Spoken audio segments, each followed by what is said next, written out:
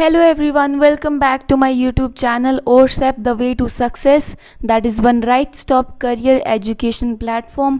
और हमने जो है बच्चों क्लास 11th केमिस्ट्री का फर्स्ट चैप्टर स्टार्ट कर रखा है, जिसमें कि हमने लास्ट वीडियो लेक्चर में पढ़ा कि नॉर्मेलिटी क्या होती है, इक्विवेलेंट मास क्या होता है, उसको निकालने के हमने तरीके देखे। अब हम लोग जो है नॉर्मेलिटी से रिलेटेड जो है बच्चों एक छोटा सा लास्ट टॉपिक करेंगे, फिर नॉर्मेलिटी हमारी कंप्लीट हो जाएगी। देखो हमारे पास फर्स्ट टॉपिक है नॉर्मेलिटी इक्वेशंस का। ये क्या बोलता है? To calculate the volume of a definite solution required to prepare solution of other normality following equation is used. अगर मान लो बच्चों आपको जो है किसी भी चीज़ का मिक्सचर दे दिया जाए, कि आपको जो है दे दिया कि पहले सॉल्यूशन की नॉर्मेलिटी क्या है, N1 है, और उस सॉल्यूशन की वॉल्यूम क्या है, V1 है। उसी तरह आपको दूसरा सॉल्यूशन दे दिया जिसकी नॉर्मेलिटी N2 है और जिसकी वॉल्यूम क्या है, V2 है। तो अगर आपको एक ही सॉल्यूशन की आपको कोई भी चीज़ निकालनी हो, बाई चांस दो सॉल्यूशन दे दिए, उसमें अगर आपको एक की नॉर्मेलिटी और वॉल्यूम दे दिया, दूसरे की नॉर्मेलिटी V2 दे दिया, अब आपको क्वेश्चन में कैसे देगा, एक चीज़ को वो हाइड कर देगा। बाई चांस आपको N1 निकालने के लिए बोल दे, एक सॉल्यूशन दे दिया, एक की वॉल्यूम आपको दे रखी है, नॉर्मेलिटी आपको निकालनी है, दूसरे सॉल्यूशन की नॉर्मेलिटी और वॉल्यूम दोनों दे रखी हैं, तो आप इस वाले फॉर्मूले को यूज़ करके है क्या करेंगे, इस वाले इसकी जो है नॉर्मेलिटी निकालेंगे। देखो कैसे, N1 आपकी क्या होगी, इनिशियल नॉर्मेलिटी। सॉल्यूशन की पहली जो नॉर्मेलिटी होगी वो आपकी N1 से दर्शाएंगे। सॉल्यूशन की पहली वॉल्यूम, इनिशियल वॉल्यूम जो है हमारी V1 है। N2 क्या है, नॉर्मेलिटी ऑफ न्यू सॉल्यूशन। जब हम इसको दूसरे उसके साथ मिक्स करेंगे तो जो हमारी न्यू नॉर्मेलिटी आएगी वो हमारी किससे रिप्रेजेंट कर रहे हैं, N2 से। सेम अगर हम इसी सॉल्यूशन को किसी और के साथ ऐड करते हैं, मीन्स कोई और सॉल्यूशन या सॉल्वेंट इसमें ऐड करते हैं, तो हमारी नई वॉल्यूम आएगी, तो ये क्या हो जाएगी, वॉल्यूम ऑफ न्यू सॉल्यूशन। ठीक है, तो ये ओल्ड वाली है, ये इनिशियल की स्टार्टिंग की, और ये क्या है, नई नॉर्मेलिटी और वॉल्यूम जो कि आपकी आएगी टाइट्रेशन के बाद।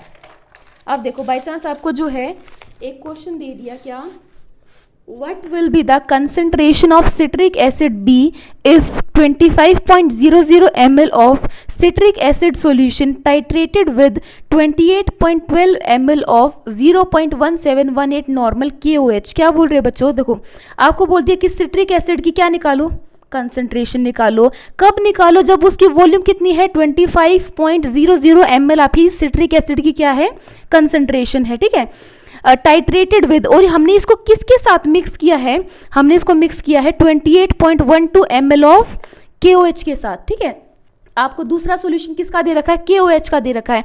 KOH की आपको वॉल्यूम दे रखी है और KOH की आपको नॉर्मेलिटी भी दे रखी है, क्योंकि आप यूनिट देखो क्या है, कैपिटल N है, और कैपिटल N हम कब यूनिट लगाते हैं, जब उसकी नॉर्मेलिटी बताते हैं। ठीक है, तो पहले वाले सॉल्यूशन की आपको क्या निकालनी, कंसंट्रेशन, या फिर क्या बोल सकते हैं, नॉर्मेलिटी निकालनी। ठीक है, तो हमारा फॉर्मूला क्या बोलता है, N1 multiply V1 that is equals to N2 multiply V2। आपको निकालनी है N1 और आपको V1 दे रखी है 25.00, इसको N1 को इससे मल्टीप्लाई कर देंगे।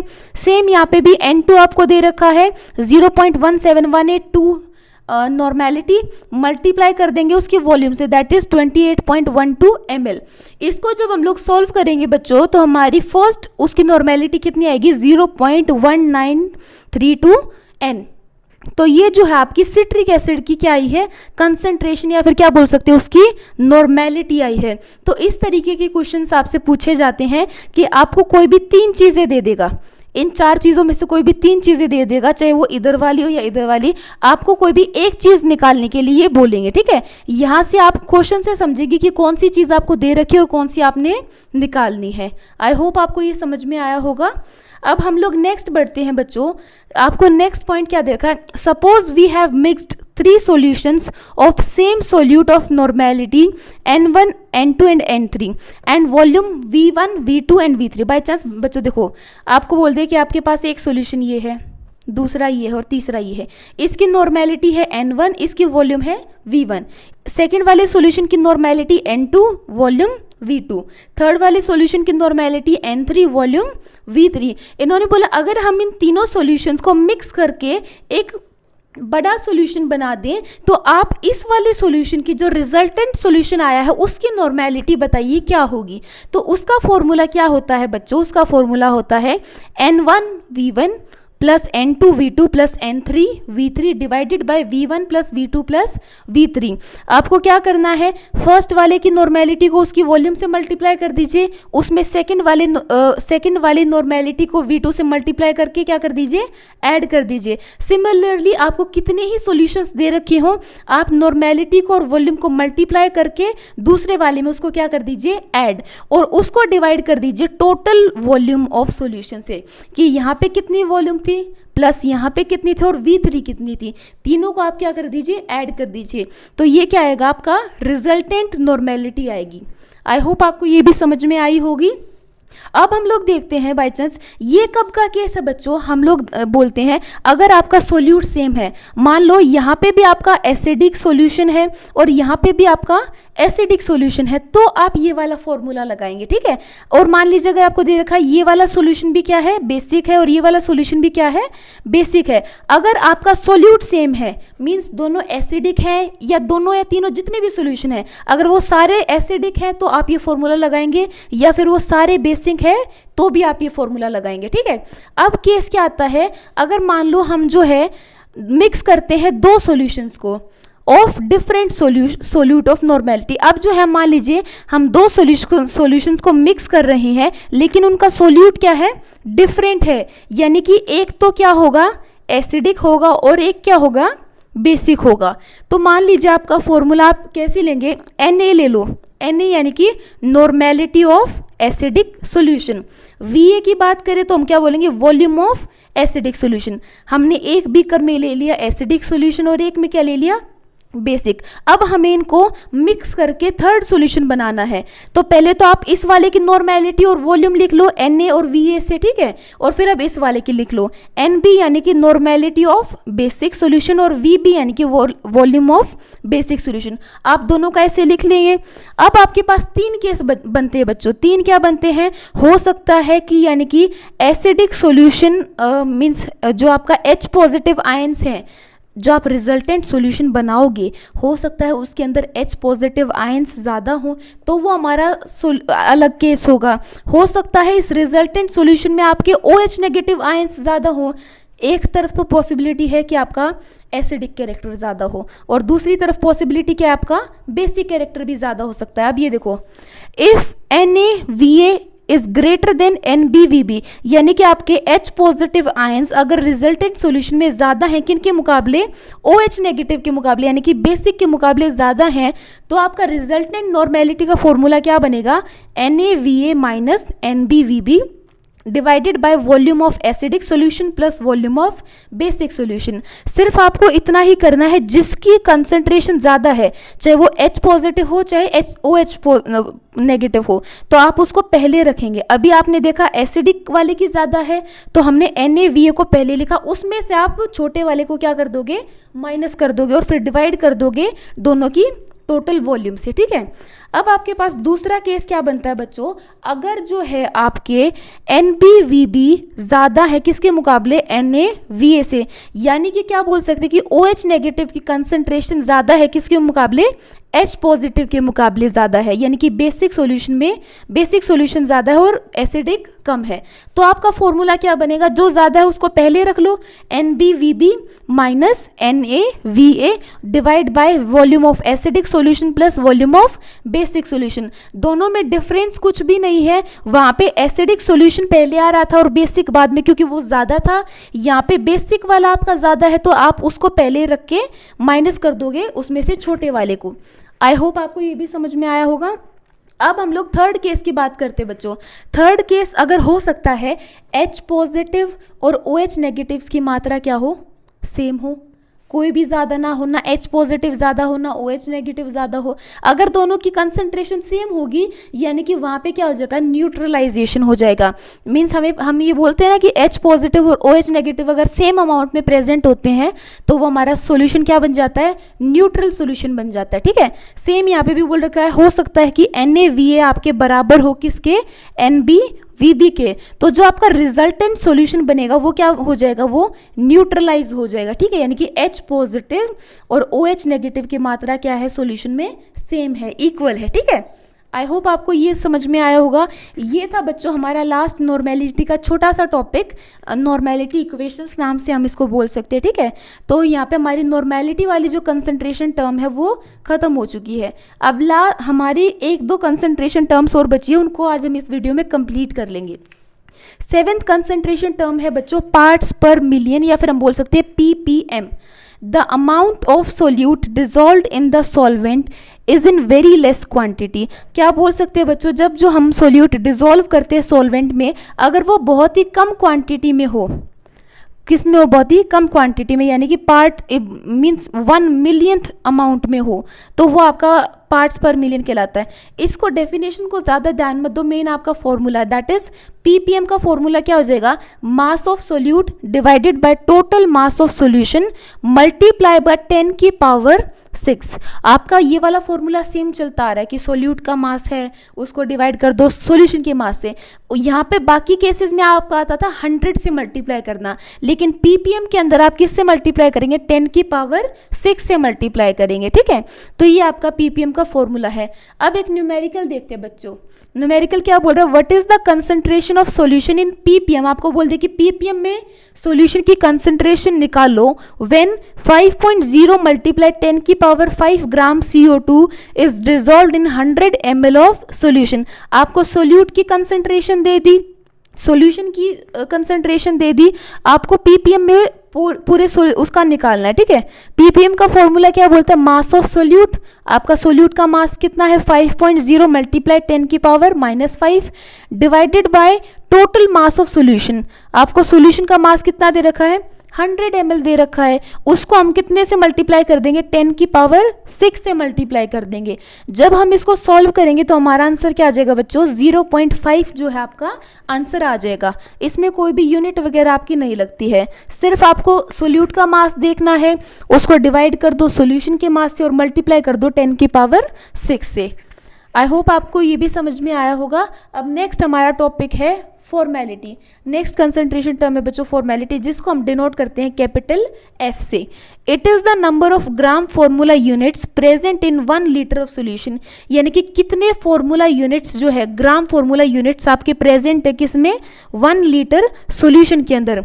अब देखो फॉर्मेलिटी का फॉर्मूला क्या बोलता है, F is equals to weight of solute in gram. आपका जो सोल्यूट का जो वेट है किसमें, ग्राम में, उसको डिवाइड कर दो किससे, फॉर्मूला वेट से। फॉर्मूला वेट जो है बच्चों मॉलिक्यूलर मास की तरह ही होता है, लेकिन ये सिर्फ किसके लिए होता है, आयनिक सॉलिड्स के लिए होता है। किसके लिए होता है, आयनिक सॉलिड्स के लिए। जैसे कि आपका NaCl हो गया, मीन्स इसमें आयंस में टूटता है ना, Na पॉजिटिव Cl नेगेटिव। तो फॉर्मूला वेट जो है आप सिर्फ आयनिक सॉलिड्स के लिए निकाल सकते हो और मोलिकुलर मास सभी के लिए निकाल सकते हो। तो फॉर्मेलिटी का फॉर्मूला क्या बोलता है, wait of solute in grams divided by formula weight multiply by volume in litre. Solution की जो आपको वॉल्यूम लेनी है वो किस में लेनी है, लीटर में लेनी है। तो आपका जो है क्वेश्चन देखो, एक क्या क्वेश्चन दे रखा है, Calculate the formality of NaCl solution having 1.78 gram solute dissolved in 178 ml solution। आपको बोल रहा है कि आप फॉर्मेलिटी काउंट करो किसकी, NaCl की। NaCl आपका एक आयनिक सॉलिड है, इसकी फॉर्मेलिटी हम लोग काउंट कर सकते हैं। सोल्यूशन हैविंग 1.78 ग्राम सोल्यूट, यानी कि आपकी सोल्यूट की मात्रा कितनी है, 1.78 ग्राम है। आपको चाहिए भी किस में, ग्राम में ही चाहिए। Dissolved in 178 ml of solution. Solution की वॉल्यूम आपको दे दी, लेकिन आपके फॉर्मूले के अनुसार आपको वॉल्यूम किस में चाहिए, लीटर में। तो आप इसको ml से लीटर में कन्वर्ट कर लेंगे। अब देखो आपका आंसर क्या बोल रहा है, आपका आंसर देखो, फॉर्मेलिटी का हमने फॉर्मूला लिख लिया, wait of solute in gram divided by formula weight multiply by volume in litre. Formula mass of a solute is calculated just like molecular mass. जैसा कि मैंने पहले बोला कि आपका फॉर्मूला मास या फॉर्मूला वेट कुछ भी बोल सकते हैं, ठीक है। सोल्यूट के लिए हम उसको कैलकुलेट करते हैं किसकी तरह, मोलिकुलर मास की तरह ही कैलकुलेट करते हैं। But the only difference is that it is calculated for ionic solids. जो आपका फॉर्मूला मास होता है वो सिर्फ किसके लिए कैलकुलेट होता है, आयनिक सॉलिड्स के लिए, ठीक है। मोलिकुलर मास सबके लिए होता है। अब ये देखो, अगर आपको NaCl का फॉर्मूला मास निकाल निकालना है तो देखो सोडियम का एटॉमिक मास कितना होता है 23, फिर हम लोग इसमें प्लस कर देंगे क्लोरीन का एटॉमिक मास कितना होता है 35.5, तो आपका आंसर कितना आ जाएगा, दैट इज 58.5 जो है आपका आंसर आ जाएगा। फॉर्मूला मास आपका कितना आ गया 58.5 आ गया। अब आप फॉर्मेलिटी के फॉर्मूले में जो है ये सब कुछ पुट कर दीजिए। आपका पहले तो क्या आएगा, मास ऑफ सोल्यूट इन ग्राम आपको दे रखा था 1.78 gram divided by formula wait, formula wait आपने अभी निकाला 58.5 multiply by solution of volume in litre, ये 178 ml दे रखा था, लेकिन आपको किस में चाहिए, लीटर में चाहिए, तो आप इसको किस से डिवाइड कर देते हैं 1000 से। मीन्स अगर आप यहाँ पे 1000 लिखते तो ये वैसे भी किस ऊपर जाना था, तो मैंने डायरेक्टली इसको ऊपर रख दिया, ठीक है। इसको जब हम लोग सॉल्व करेंगे तो हमारा आंसर क्या आएगा 0.17 एफ यहाँ पे फॉर्मेलिटी को दर्शाता है, ठीक है। तो ये था आपका फॉर्मेलिटी वाली कंसंट्रेशन टर्म। आपको ऐसे ही मिलेगा, फॉर्मूला मास निकालने का तरीका सेम है, वही आप एटॉमिक मास लिख के जो है एलिमेंट्स का ऐड कर देंगे, ठीक है। अब हम लोग लास्ट कंसंट्रेशन टर्म की बात करेंगे बच्चों, that is mole fraction. Mole fraction क्या बोलता है, if the solution have solvent and solute, हमें पता है सॉल्यूशन किन दो चीजों से मिलकर बनता है, सॉल्वेंट एंड सोल्यूट, ठीक है। A mole fraction gives a concentration as the ratio of moles of one component to the moles present in the solution, to the total moles present in the solution। अब बच्चों क्या बोल रहे हैं कि mole fraction क्या बताता है आपको, रेशो बताता है। किसकी रेशो बताता है, of moles of one component, एक कंपोनेंट की रेशो निकालेंगे किसके रिस्पेक्ट में, to the total moles present in the solution. जिस कंपोनेंट के आपको मोल्स निकालने हैं उसको ऊपर रखिए, उसको डिवाइड कर दीजिए किससे, total number of moles of solution, तो उससे आपका क्या आ जाएगा, मोल फ्रैक्शन आ जाएगा। देखो इसको हम लोग डिनोट करते हैं x से। वी हैव अ सॉल्यूशन, मान लेते हैं कि हमारे पास एक सॉल्यूशन है जिसके अंदर A आपका सोल्यूट है और B आपका क्या है, सॉल्वेंट है, और ये मान लो कि आपको दे रखा है कि नंबर ऑफ मोल्स A के कितने हैं, Na है, और नंबर ऑफ मोल्स B के कितने हैं, Nb है, ठीक है। ये आपको दे दिया A और B के नंबर ऑफ मोल्स। तो आपका मोल फ्रैक्शन का फॉर्मूला क्या बोलता है, जिस भी कंपोनेंट का आपको मोल फ्रैक्शन निकालना हो उसको आप यहाँ पे रखते हो, ठीक है। x के जो नीचे पैर में हम लोग उस कंपोनेंट को रखते हैं जिसका आपको मोल फ्रैक्शन निकालना हो। मान लो आपको बोल दिया जाए कि A कंपोनेंट का मोल फ्रैक्शन निकालो, तो आप क्या लिखोगे, XA is equals to number of moles of A divided by total number of moles of solution. Solution के अंदर दो ही चीजें थी, एक तो सोल्यूट था और एक हमारा क्या था, सॉल्वेंट था। इन दोनों के मोल्स को क्या कर दो, ऐड कर दो, और उसको किस में रख दो, division of number of moles of A. जिस भी कंपोनेंट का निकालना उसके पहले नंबर ऑफ मोल्स को ऊपर रखो, उसको डिवाइड कर दो total number of moles of solution से। अगर आपको यही बोल देता कि आप बी कंपोनेंट के भी मोल फ्रैक्शन निकाल लो, तो क्या हो जाता, number of moles of B divided by total number of moles of solution. तो ये आपका है मोल फ्रैक्शन। इससे रिलेटेड हम लोग जो है एक न्यूमेरिकल देखते हैं बच्चों। न्यूमेरिकल क्या बोल रहा है, determine the mole fraction of CH3OH and H2O in a solution prepared by dissolving 5.5 gram of alcohol in 40 gram of water. आपको बोल दिया मोल फ्रैक्शन निकालो CH3OH का। अगर जो है आपका एक सॉल्यूशन बन रहा है, कब बन रहा है, जब 5.5 ग्राम आपका एल्कोहल, ये आपकी क्या है, एल्कोहल ही है, मिथाइल एल्कोहल बोलते हैं। OH जहाँ पे भी आ जाते हैं इट मीन्स वो एल्कोहल ग्रुप को रिप्रेजेंट कर रहा है, ठीक है। आपका इतने ग्राम एल्कोहल है, वो किसके अंदर डिसॉल्व हो रहा है, 40 ग्राम वाटर के अंदर वो डिसॉल्व हो रहा है। अब आपको क्या दे दिया, मास दे दिया।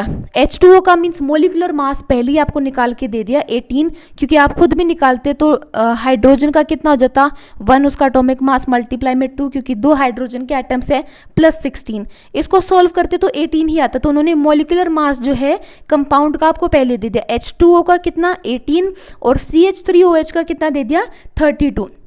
अब हमें क्या निकालना है, number of moles of CH3OH। पहले इसके नंबर ऑफ मोल्स निकालो। फॉर्मूला क्या होता है, given mass by molecular mass. Given mass आपको एल्कोहल का कितना है 5.5 ग्राम है, उसको डिवाइड कर देंगे उसके मॉलिक्यूलर मास से, जो कि उन्होंने क्वेश्चन में दे रखा है। अगर क्वेश्चन में नहीं देता तो आप अलग अलग करके निकाल ले। कार्बन का हमें पता है 12, हाइड्रोजन का 1 × 3, ऑक्सीजन का 16 और हाइड्रोजन का 1। सॉल्व करते तो भी आपका आ जाता है, ज़्यादा बड़ी बात नहीं है, ठीक है। तो इसको निकालेंगे तो हमारे यहाँ से CH3OH के नंबर ऑफ मोल्स कितने आ जाएंगे, 0.17 मोल्स आ जाएंगे। सिमिलरली हम लोग वाटर के भी नंबर ऑफ मोल्स निकाल लेंगे। गिवन मास कितना था वाटर का 40 ग्राम था, उसको डिवाइड कर देंगे उसके मोलिकुलर मास से, वो था हमारा 18। इसको सॉल्व करेंगे तो हमारे नंबर ऑफ मोल्स H2O के कितने आ जाएंगे, 2.2 मोल्स आपके वाटर के आ जाएंगे। अब हमें क्या निकालना है, मोल फ्रैक्शन निकालना है CH3OH का। मोल फ्रैक्शन क्या बोलता है कि आपका जो भी नंबर ऑफ मोल्स हो उस कंपोनेंट के, नंबर ऑफ मोल्स आपने अभी निकाले CH3OH के, उसको डिवाइड कर दो total number of moles of solution. Solution दो चीजों से मिलके बन रहा है, एक तो वाटर से और एक अल्कोहल से। इन दोनों के मोल्स को क्या कर दो, आप ऐड कर दो। डिवीजन में हमने सेम लिखा 2.2 प्लस 0.17। इसको हम लोग जब सॉल्व करेंगे तो हमारा मोल फ्रैक्शन CH3OH के लिए क्या आएगा, 0.073 आपका मोल फ्रैक्शन आएगा। तो ये था बच्चों आपका मोल फ्रैक्शन का टॉपिक, और इसी के साथ जो है आपका कंसंट्रेशन टर्म्स का पूरा कंसेप्ट जो है यहाँ पे इस वीडियो के साथ समाप्त होता है। आई होप आपको पूरा वीडियो लेक्चर समझ में आया होगा और पसंद भी आया होगा। अगर आपको आज का वीडियो लेक्चर पसंद आए तो चैनल को ज़रूर सब्सक्राइब करें, वीडियो को ज़्यादा से ज़्यादा अपने दोस्तों के साथ शेयर करें और वीडियो को लाइक भी करें और कमेंट करें अगर आपको कोई भी डाउट रह जाए तो। Thank you so much for watching my video.